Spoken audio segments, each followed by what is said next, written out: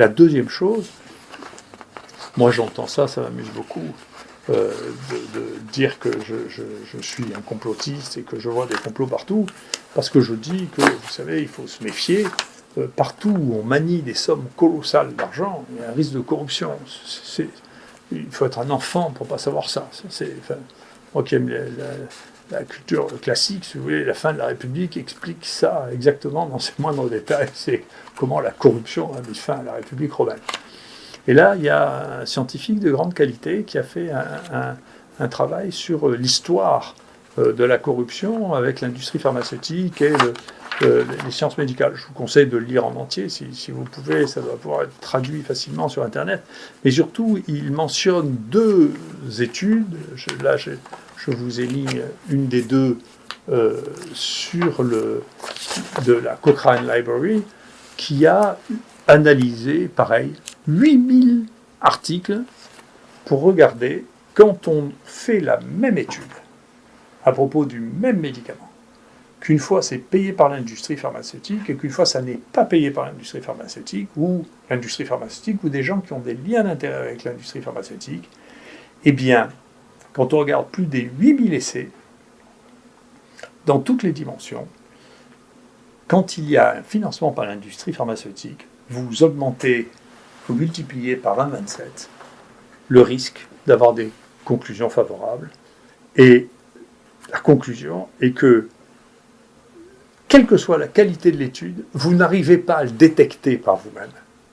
Parce que, en apparence, les résultats sont parfaitement ordonnés. Quel que soit le niveau de qualité présenté, vous avez un biais, pour mettre simplement les choses, et donc vous retrouverez ça dans cet article.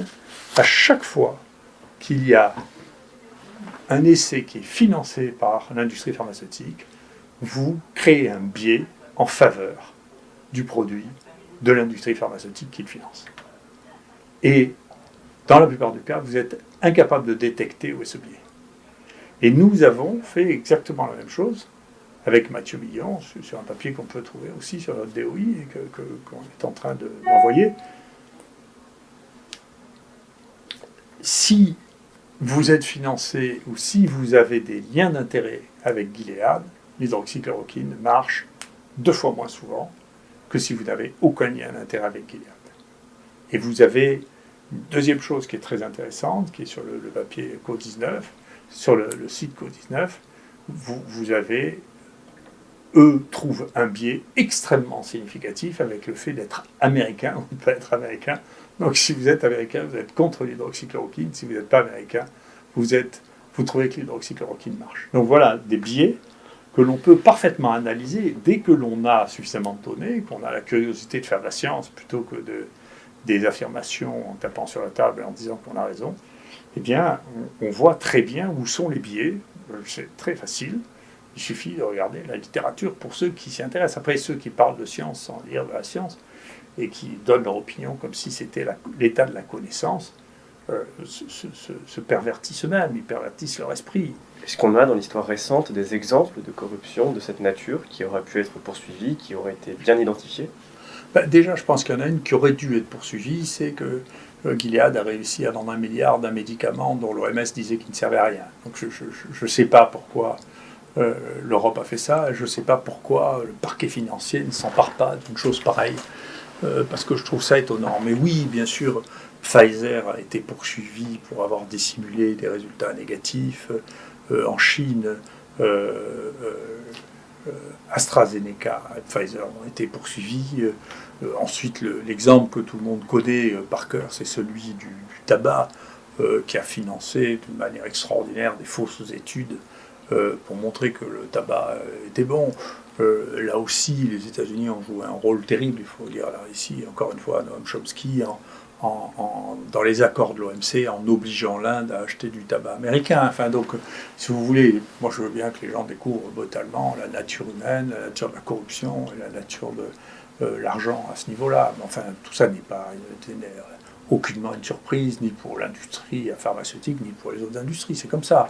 Donc, le problème, c'est d'ailleurs pas tellement leur problème à eux. Le problème, c'est comment les États prennent des mesures pour avoir un minimum de contrôle de ce mécanisme-là, y compris dans les industries pharmaceutiques. Vous verrez, si vous lisez ce livre sur l'épistémique corruption, les gens de l'industrie pharmaceutique ont l'habitude de devenir familiers, voire amis, avec les leaders d'opinion. Donc c'est beaucoup ce qui s'est passé. Quand on voit, finalement, si vous avez été invité 4 fois dans un congrès, vous avez mangé 5 fois avec des gens qui vendent des médicaments, même si on ne vous donne pas de l'argent directement, vous avez créé des relations qui sont des relations anormales, et donc vous avez perdu votre lucidité dans ces réactions anormales. Donc il faut y faire très attention, ça existe, ça existera toujours, ça fera partie de la nature des relations humaines, et donc il faut créer les moyens pour que ça ne dépasse pas, ça ne fasse pas prendre un risque pour la société ou pour sa santé, parce que ça empêche le développement de stratégies qui soient des stratégies utiles.